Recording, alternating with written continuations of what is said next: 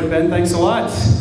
Feel like you're on Jay Leno right now, or Dave Letterman? More or less. Yeah, I'll give you that credit. Yeah. All right. Yeah, you never know. We had an interesting conversation, but I gotta not embarrass you, but talk about where you just got back from, because it's pretty cool. You and Jed Lowry share something in common.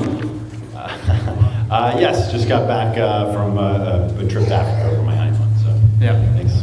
Ben went to Africa for his honeymoon. I don't know if you saw it, that Jed Lowry did the same thing. There's a bunch of photos, and you guys both did the safari thing, but just talk about how cool that was.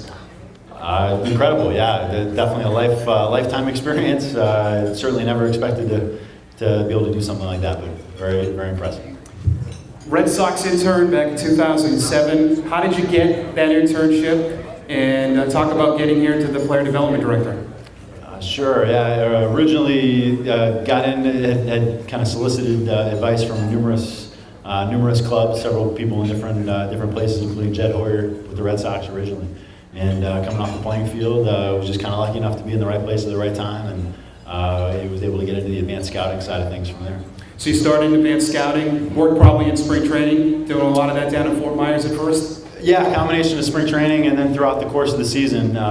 First year as an intern doing advanced scouting, and then taking over as advanced scouting coordinator for the following 2 years. So that's, scouting our opponents that were about to play, not necessarily for acquisition purposes, but trying to beat, trying to help prepare the major league team to compete each night.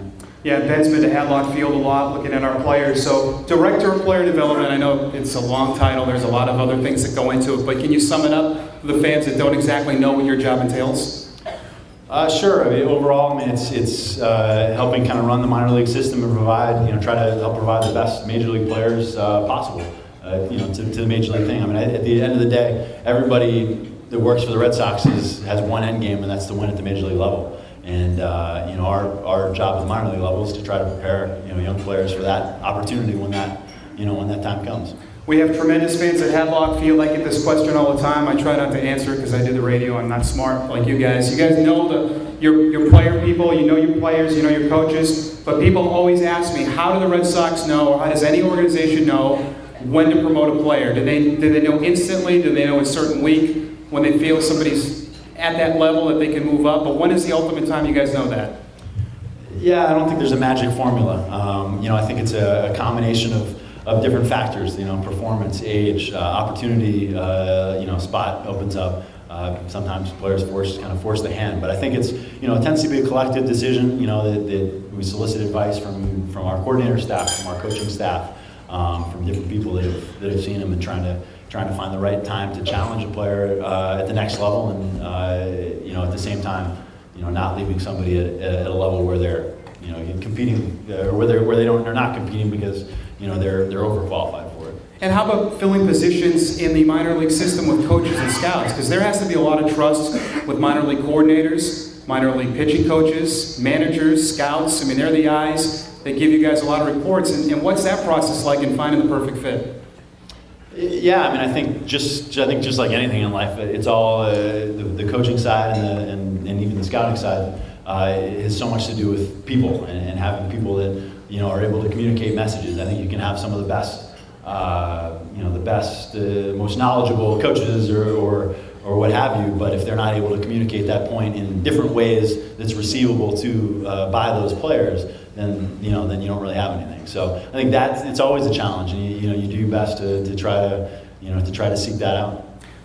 Obviously, we know the Red Sox, Yankees, they're in big markets, and now we're seeing more of the minor league affiliates being close to Fenway, the media exposure. Chris Cameron, our director of media relations, certainly knows the requests we get from media. The Boston media is here a lot.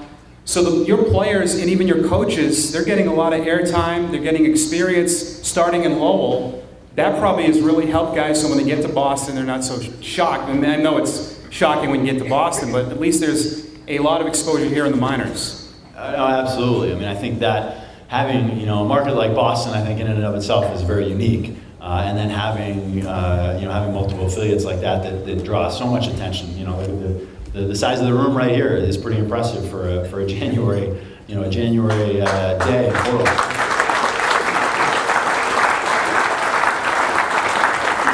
And of the great things about our fans, and I'm always in awe about this, they know guys in the Gulf Coast League. They'll be asking me about guys in Lowell. And it started right in 2005 when we had Applebaum and Lester and Pedroia, and we had these guys here. And at that time here, it wasn't as big yet media-wise, and now we're seeing just more exposure to the minor league game. I think it's made it overall better. Yeah, and I think it's certainly, I think, exemplified here in particular. But I think it's also happening throughout minor league baseball, where there's a little bit more focus and emphasis on the minor league side of things and more attention drawn to it. But certainly, I think being in the position we are on the major league side, our minor leaguers probably get more attention and get more interest than perhaps some other organizations. Talk a little bit about how the new CBA will affect international players and compensation picks. Yeah, I mean, it's going to be an interesting thing. I think there's going to be a lot to be determined on that. And the new CBA will, is going to change the way I think compensation or change the way that teams operate to some extent, particularly with on the financial side and the way that on the draft anyway, players sometimes slide due to signability issues.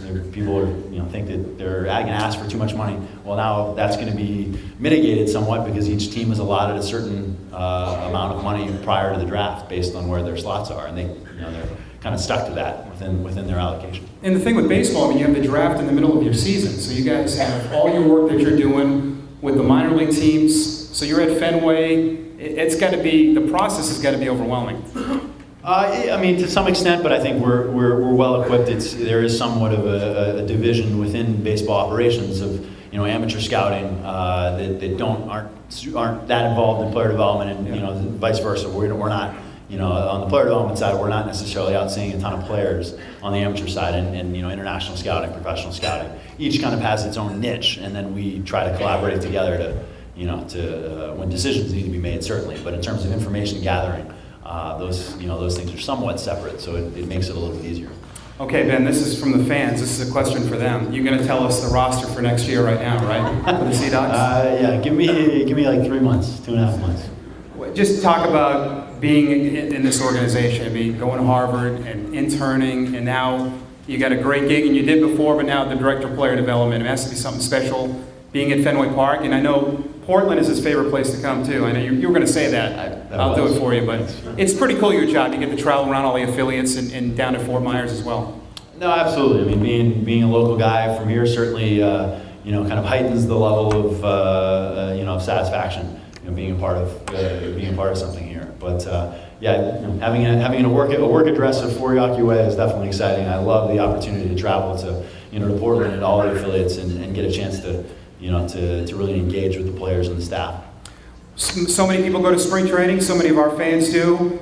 New ballpark. I've seen some video of it. Have you been able to walk through it at all? I haven't been down too recently, but I know certainly others have. In fact, even yesterday there's some people down visiting yesterday. I've heard very good things. So it's almost up and ready and running, and hopefully within the next couple of weeks we'll be ready to move in. But I think it's going to provide having the consolidation of minor league and major league in one place is going to be really great for us. I think on the minor league side to be able to have our minor league players seeing what the major leaguers are doing every day, seeing what it takes to be a major leaguer, even if it's watching across the fence, and having that opportunity. And same with our staff to be able to watch the major leaguers see what we're doing there and make sure that that even open communication lines even further. Yeah, similar to the Twins. I mean, you can see that ballpark filled up at the minor league complex. Is there talk of maybe a third team filling out where you guys used to be?